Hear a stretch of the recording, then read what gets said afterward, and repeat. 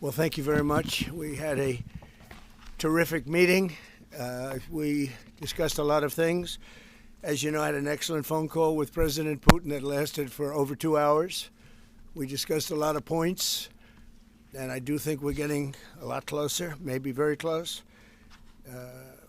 The President and I just spoke to the European leaders. They were President Emmanuel Macron of France, President Alexander Stubb of the Republic of Finland, President Karol Nawrocki of the Republic of Poland, Prime Minister Jonas Gahr Store of the Kingdom of Norway, Prime Minister Giorgia Meloni of the Italian Republic, Prime Minister Keir Starmer of the United Kingdom of Britain and Northern Ireland, Chancellor Friedrich Merz, the Federal Republic of Germany, Secretary General Mark Rutte, the North Atlantic Treaty Organization, NATO, President Ursula von der Leyen of the European Commission. We spoke to all of those great leaders. They're all great leaders.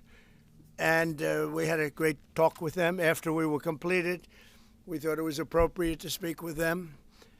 And our meeting was excellent. We covered, somebody would say 95%. I don't know what percent, but we have made a lot of progress on ending that war, which is really certainly the most deadly war since World War II, probably the biggest war since World War II. And I want to thank Steve Witkoff, who's here, and I'd like to thank Jared, who's here someplace. Thank you, Jared. And thank you, Steve. What a great job you've done. Jared Kushner, Steve Witkoff, and Marco Rubio is here. Thank you, Marco. And Pete Hegseth is here. Those two people are doing an unbelievable job. And the four people on this one are doing, I don't think anybody could do it. And we'll see if it gets done, but it's very close, certainly. Nobody would even have a chance of getting it to where it is right now. Nobody would have thought that was possible. So I just want to say we've done very well. We've had discussions on just about every subject, and that includes with President Putin before. And we went into great detail, and we likewise went into great detail today. And it was an honor to have you at Mar-a-Lago and have lunch. I hope you enjoyed the food. Your people enjoyed the food, I can tell you that. You're big, strong people. Your general over there looks like central casting. I want to also, by the way, speaking of generals, we have a great general, General Raisin Kane, who is here someplace. Thank you. General, thank you very much. He's great. So, Mr. President, maybe you want to say a few words, and then we'll speak over the next couple of weeks. We'll speak probably quite a bit, but we'll speak tomorrow. Thank you very much. Appreciate it. Thank you so much, Mr. President. Thank you. Thank you for everything. Dear colleagues, first of all, I would like to thank President Trump for a great meeting at this amazing place in his home in Mar-a-Lago. And we had a really great discussions on all the topics, and we appreciate the progress that was made by American and Ukrainian teams in these recent weeks. Special thanks to Steve Witkoff and Jared Kushner, and thank you for their engagement and full commitment, and also to our team, and first of all to Rustem Umerov and General Gnatov, and to all our teams. And we discussed all the aspects of the peace framework, which includes, and we have a great achievements, 20-point peace plan, 90% agreed, and U.S.-Ukraine security guarantees, 100% agreed. U.S.-Europe-Ukraine security guarantees, almost agreed. Military dimension, 100% agreed. Prosperity plan being finalized, and we also discussed the sequencing of the following actions. And we agree that security guarantees is a key milestone in achieving lasting peace, and our teams will continue working on all aspects. We also had a joint productive call with European leaders, like President Trump said already, and a lot of leaders, including NATO and the EU. And we agreed that our teams will meet in upcoming weeks to finalize all discussed matters, and we agreed with President Trump that he will host us, and maybe in Washington, European leaders and Ukrainian delegation, yes, in January. And Ukraine is ready for peace. And once again, would like to thank President Trump for a warm welcome and substantial discussion. Thank you, Mr. President. Thank you very much. Thank you so much, Mr. President. Any questions, please? The first ambitions from President Zelensky, 90% and 100%. The U.S.-Ukraine security guarantees. What number are we at right now? Well, I think look, you can say 95%, but I don't like to say percentages. I just think we're doing very well. We could be very close. There are one or two very thorny issues, very tough issues, but I think we're doing very well. We made a lot of progress today, but really we've made it over the last month. This is not a one-day process deal. This is very complicated stuff, but I think when the president says 95, I think, could be close to 95%. Yeah, please, behind you. Mr.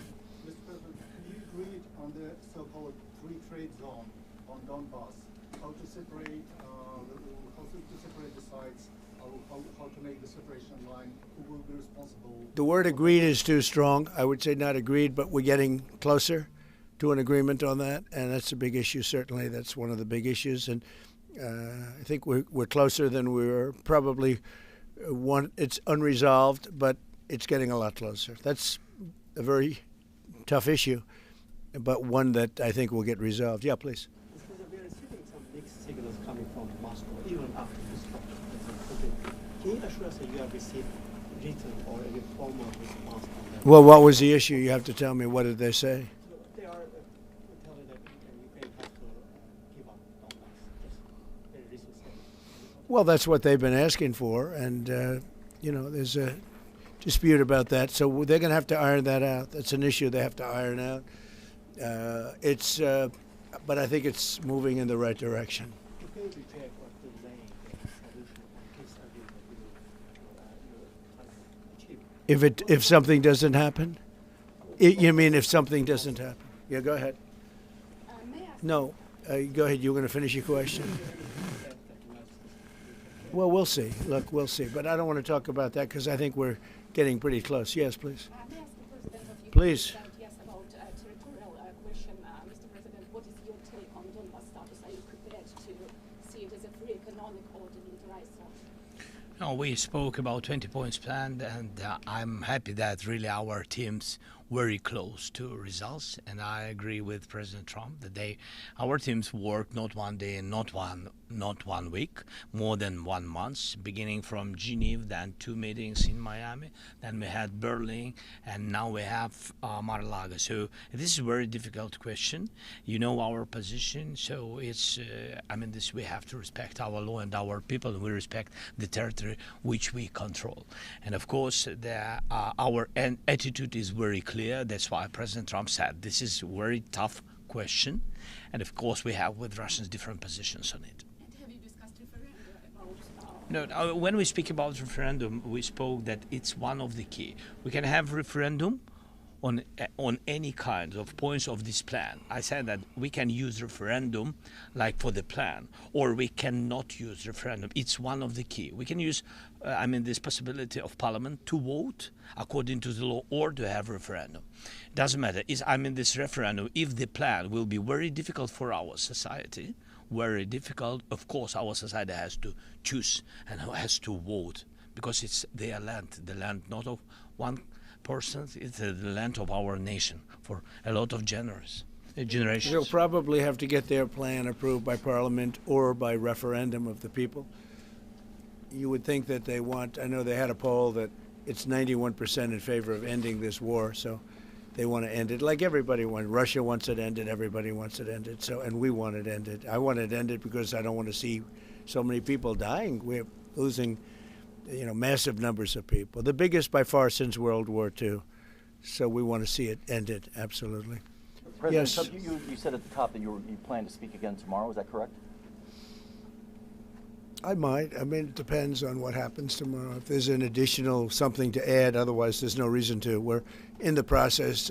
Jared and Steve are working very hard to get something done, and if there's something that comes up, I'd speak, but otherwise I don't think there's any reason to. In your mind, sir, what are the thorniest issues still unresolved after the? Well, I think the land you're talking about, some of that land has been taken. Some of that land is maybe up for grabs, but it may be taken over the next period of a number of months. And are you better off making a deal now? Look, let me tell you, they have been very brave. They fought very hard and continue to fight very hard and do tremendous damage. But Russia would like to see it end, and Ukraine would like to see it. And I think it's time to end. And a lot of very brave people, a lot of people that are dead right now, unfortunately, because I've said, and nobody's disputed it, that if the election weren't rigged and stolen, 2020, you wouldn't have had this war. It would have never happened. And it didn't happen for 4 years. Never was even thought to happen. And I spoke with President Putin. I got along with him very well, despite the Russia hoax, which was a total hoax. He used to say, what is going on over there? But it was a total hoax, as he knew and as I knew. But I spoke to him, and we'd talk about Ukraine. I've said it before. It was the apple of his eye, but he wasn't going to do anything about it. He didn't do anything about it until I was gone, and then a lot of really bad statements were made by people, by a lot of people, I guess, but by a certain president that we had who was a disaster. Yes? Do you anticipate going to Ukraine if you can get to an agreement? And I know I'd have you no said problem earlier- with doing it. You know, I have no problem with doing it. Don't anticipate it. Would like to get the deal done and not necessarily have to go. I've offered to go and speak to their parliament. And, you know, if that would help. I don't know if that would help. I think it would probably help. But I don't even know if that's... You're welcome. yeah, no, I know. Always. So I'm not sure that it would be really necessary. But if it would help save 25,000 lives a month or whatever it may be, I would certainly be willing to do that. Yeah, please. No, behind you. Where are you from? From Ukraine. Good, I had a feeling. Good. How about Zaporizhzhia nuclear plant? Have you discussed this? On what?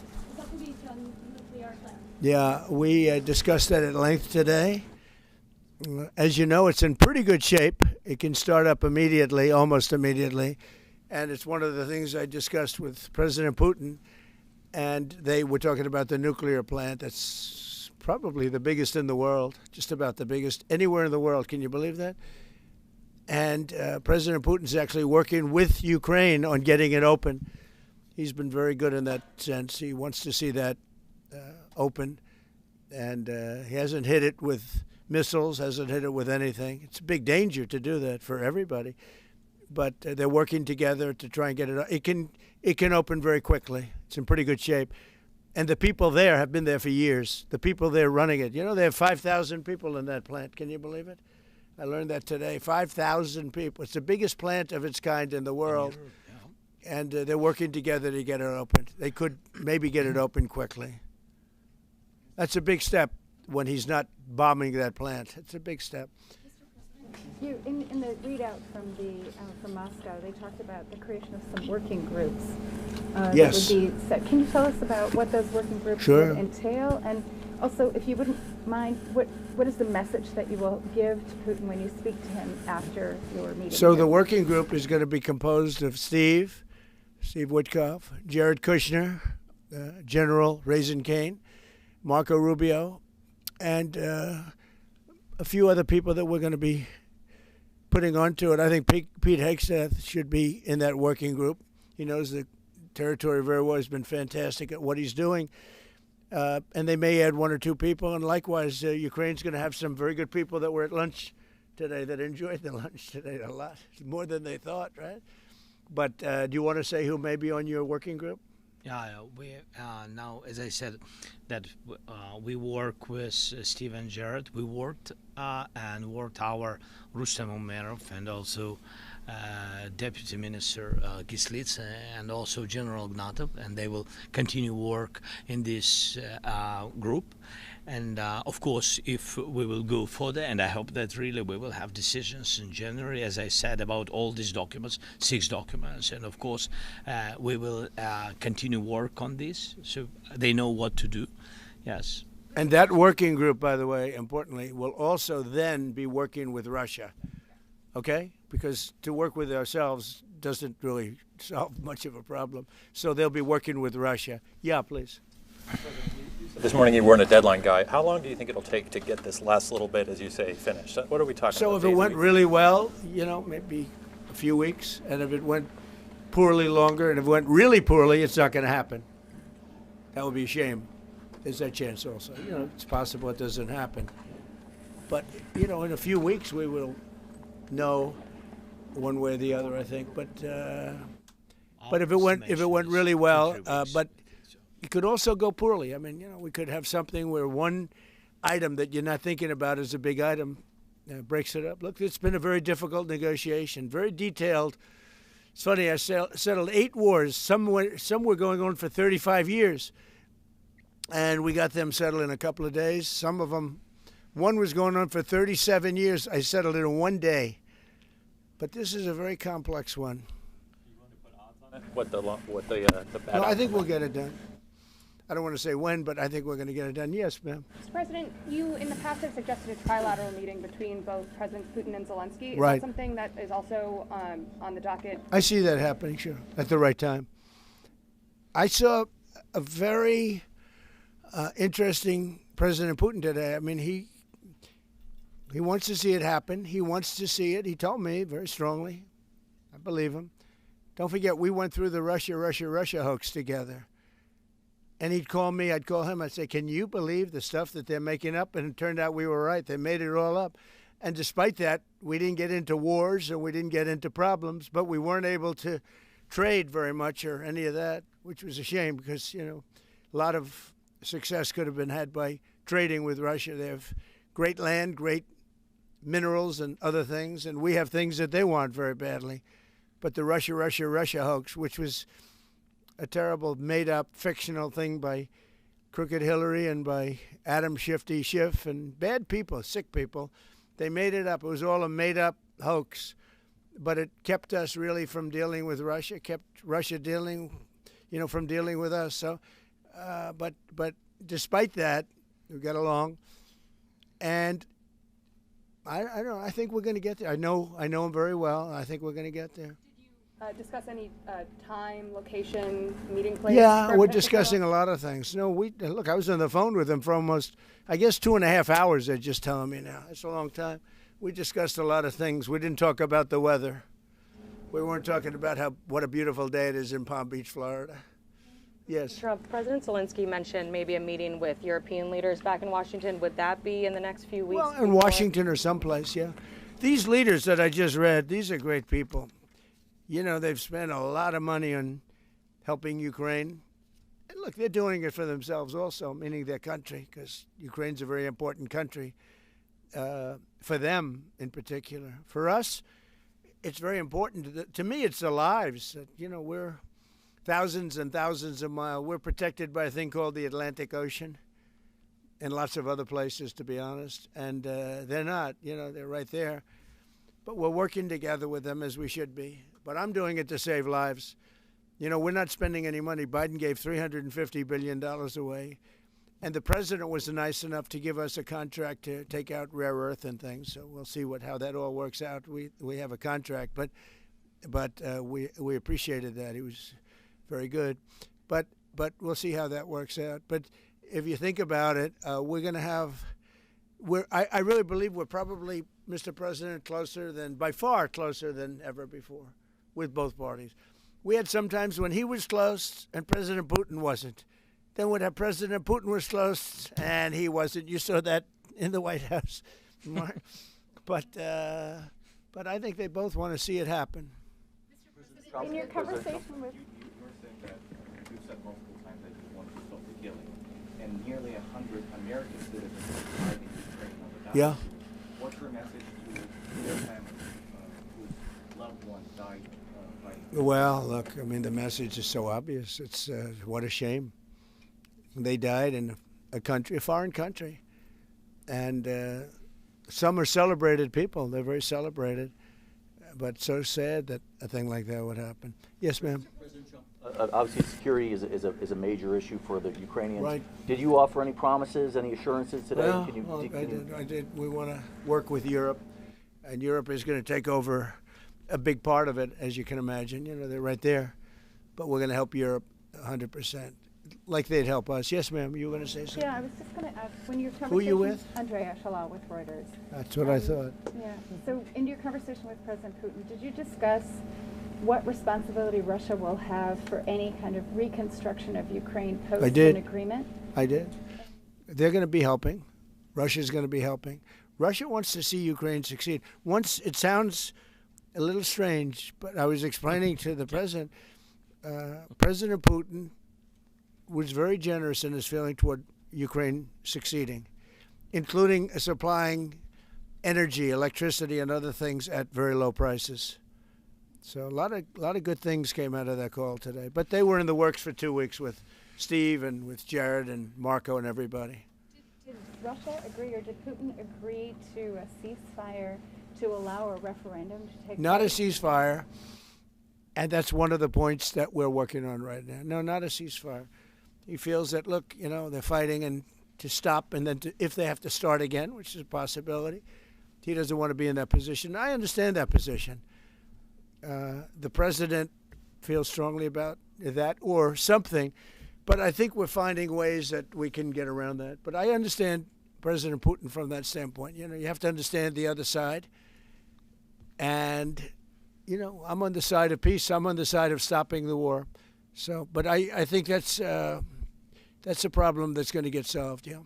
Would people who live outside of Ukrainians who fled during the war be allowed to participate in the referendum?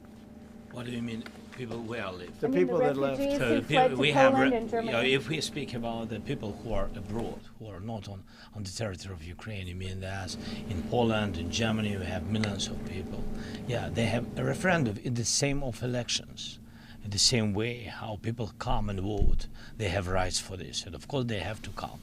That's why if we will come to referendum, yes, if we will come to such decision, people need infrastructure for this, and it's not simple. And that's why we spoke about it. It can't be in one day, very quickly. It's difficult because we need infrastructure. When you have millions of people, you have to build it in Europe, mostly in Europe for today. President Trump, I know you sound an optimistic note here, but what happens in a few weeks if things sputter? What are you prepared to do? They keep fighting, and they keep dying. No good. But if things don't happen, they keep fighting, and they keep dying.